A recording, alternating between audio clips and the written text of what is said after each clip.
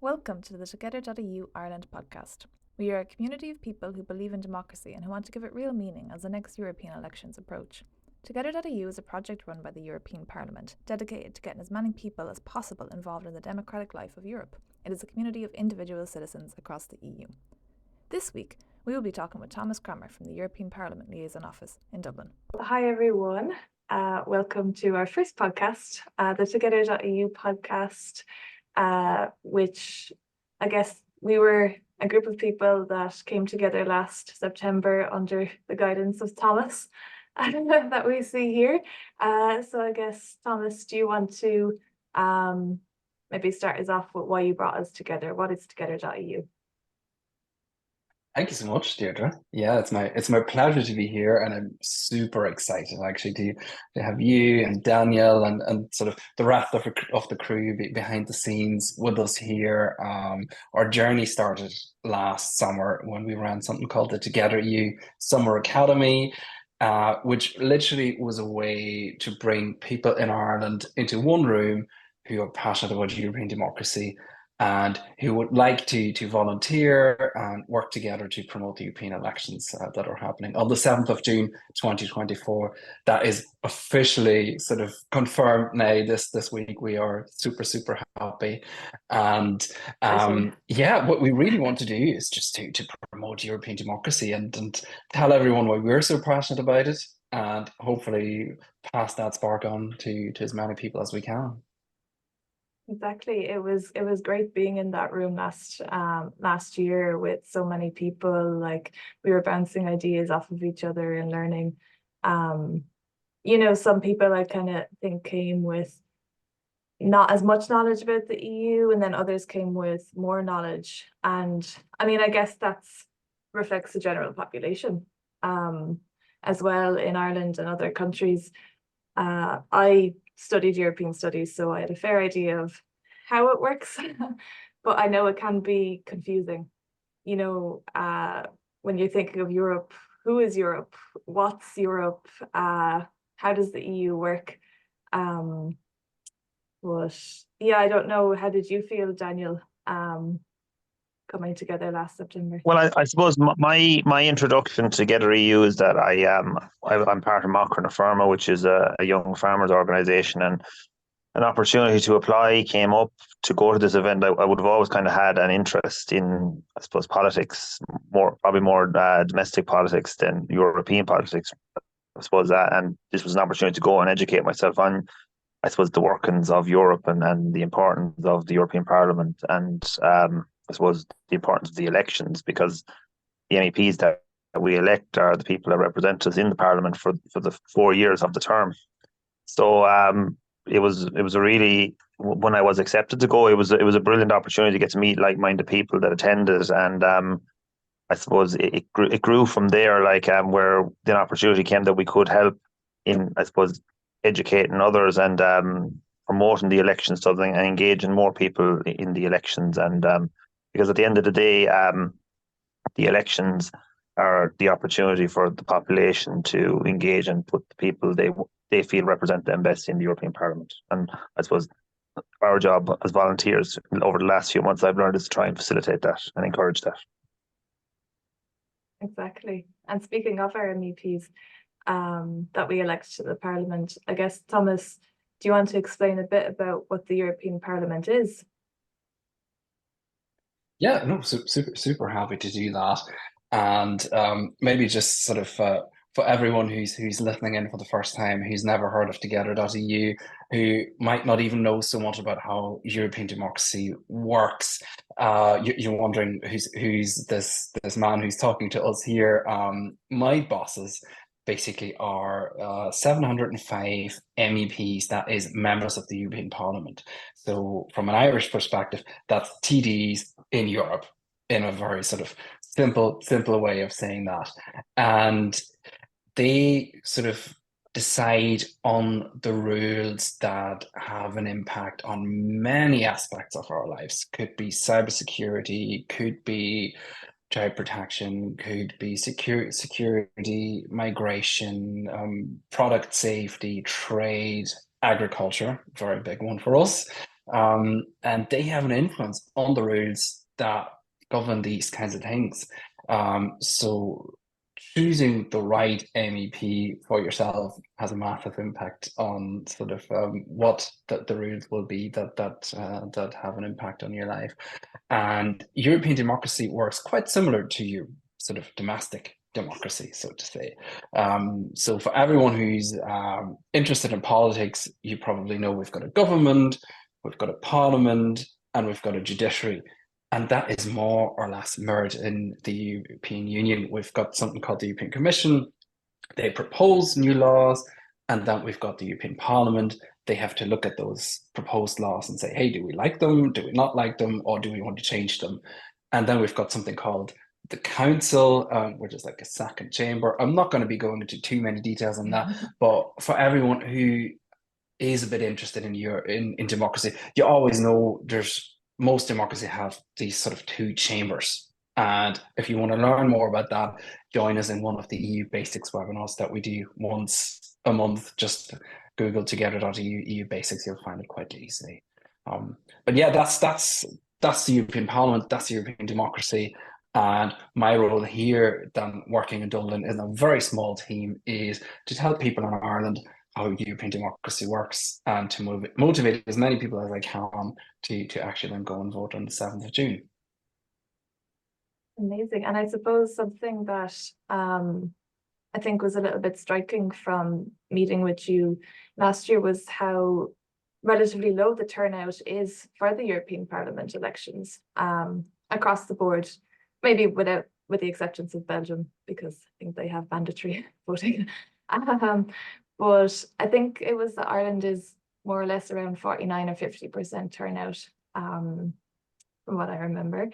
And I guess our job is to try and increase this. I suppose, could you tell us a little bit more about that voter turnout then, Thomas, and your kind of perspective on it? Very, very happy to.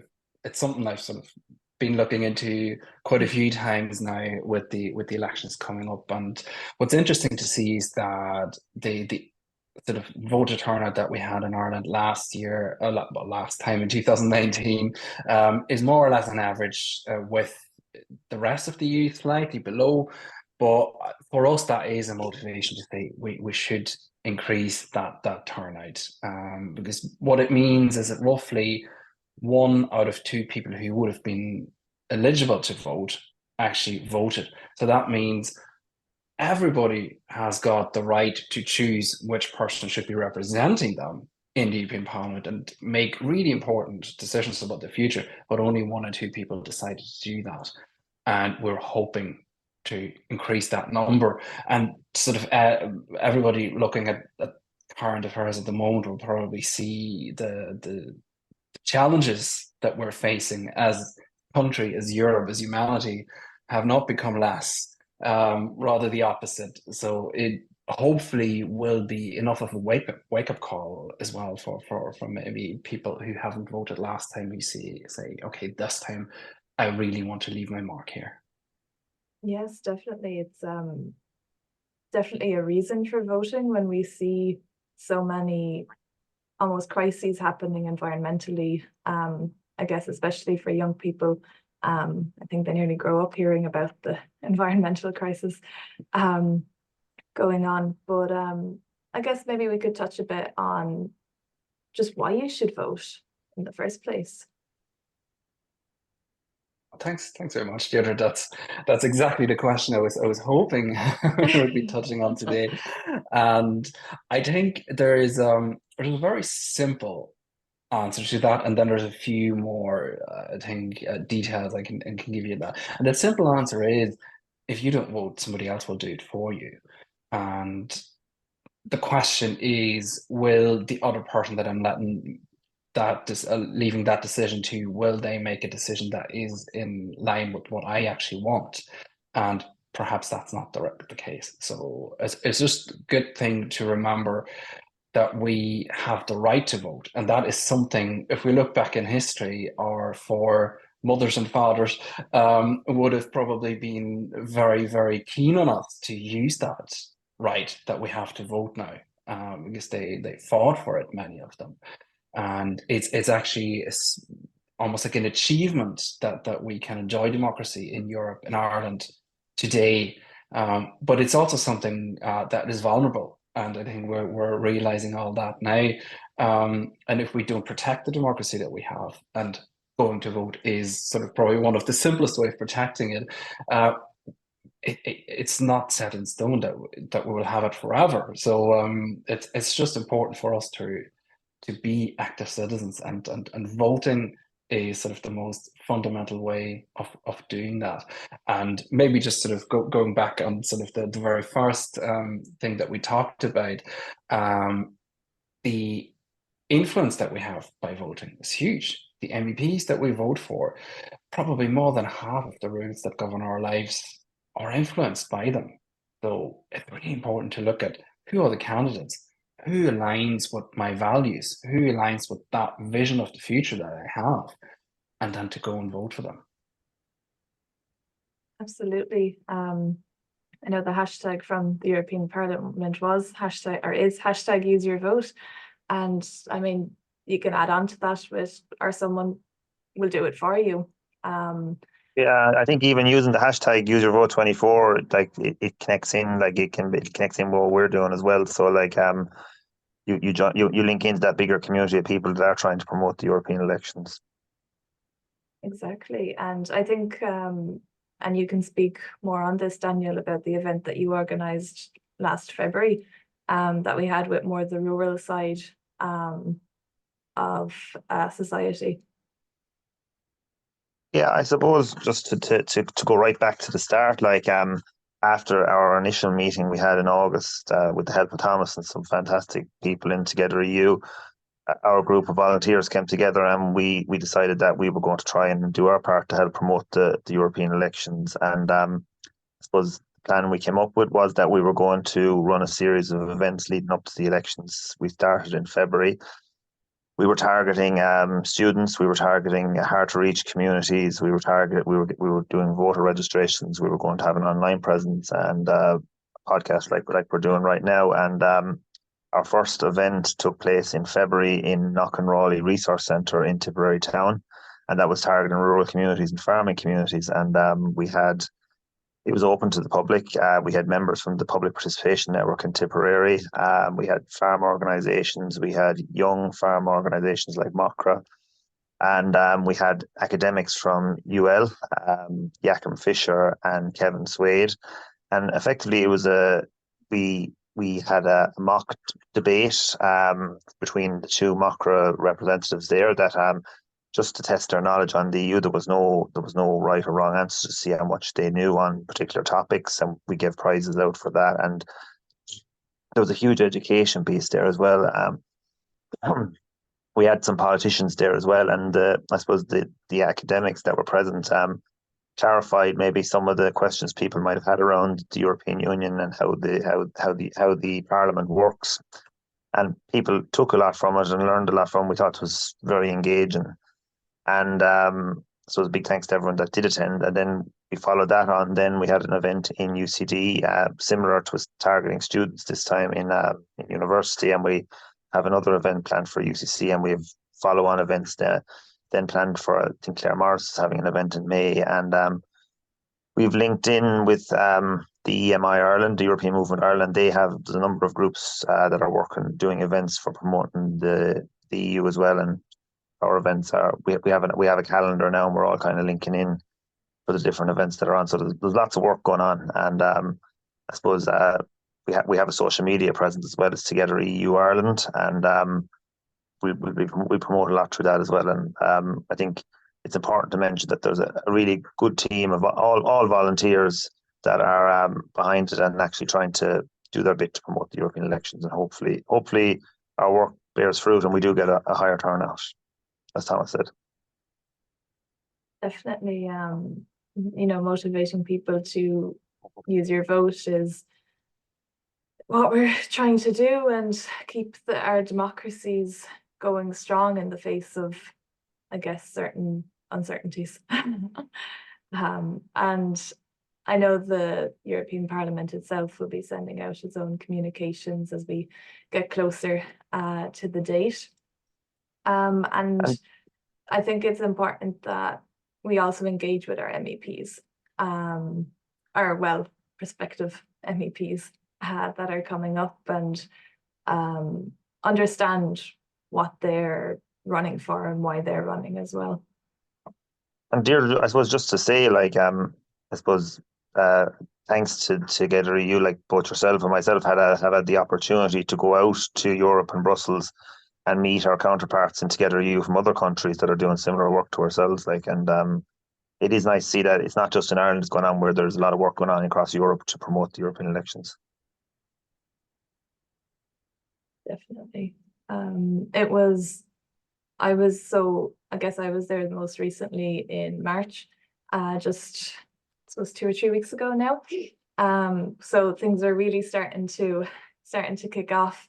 And it was amazing. I think we were 250 people from every country in Europe and from all sorts of backgrounds, younger and older. And it was amazing to connect with so many people and to see everyone so interested in democracy. And we were actually shown a video, and democracy was just the main part of that, and why we have the EU, you know, from all that happened, World War II, all of that, and that really, you know, Europe was a peace project at the start, and how, especially say after the fall of the Berlin Wall, how young a lot of our democracies are, and that we need to safeguard that by voting. And that was having so many people, I guess, in that one space echoing and feeling that same thing was so powerful, and a really motivating factor of why we do what we do, and I guess why we should use our vote as well. Yeah, so I suppose what's left for people to do now? How do we vote? Is the main question. Great question, Deirdre. Yeah. It's quite straightforward, actually. First step for everyone to take is to check the register.ie, literally, for anyone who knows how to use a smartphone or a computer, and just see sort of how if you're properly registered or not, and if you're not, then what steps you need to take. Deadline would be 23rd of May, if I'm not mistaken. So 15 days ahead of the elections is the last date until you can still register. So I would encourage everyone, just check that everything is in order, that the paperwork is in place, that you will be allowed to vote. And then what's a bit different to national or local elections here in Ireland is that we've only got 3 constituencies for us. So we've got one for Dublin, now we've got one for the south, and one's called Midland Northwest. And at the next elections, we'll have 5 MEPs coming from the southern and the northern constituency going to the European Parliament, and 4 from Dublin. Everything else more or less follows the same sort of pattern as you would with your other elections that you have. And good news is the European elections will be happening on the same date as the local elections, so you can make up your mind about future MEPs and councillors. Amazing. And I guess it's great that we get an extra MEP this time around too, with 14 that can be elected. So we should all get out to And vote on the 7th. I suppose what we will try and do in Together.eu as volunteers, that we'll try and bring as many of the candidates to the public as possible, and we let them know through our social media channels, and keep an eye out for events that are near you for your opportunity to engage and learn.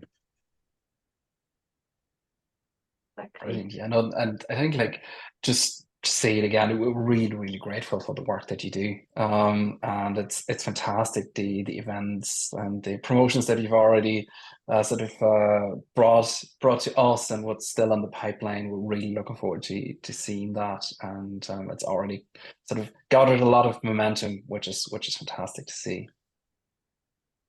We'll keep trying and keep going. Okay, well, thank you so much, Thomas, for joining us and explaining about the European Parliament and why we should vote, how important our democracies are, and how important Europe is in Ireland. So we're very grateful for you for coming on. Thank you so much. Thanks so much, Thomas. Yeah, it's my pleasure to be here, and looking forward to listening to the full series now.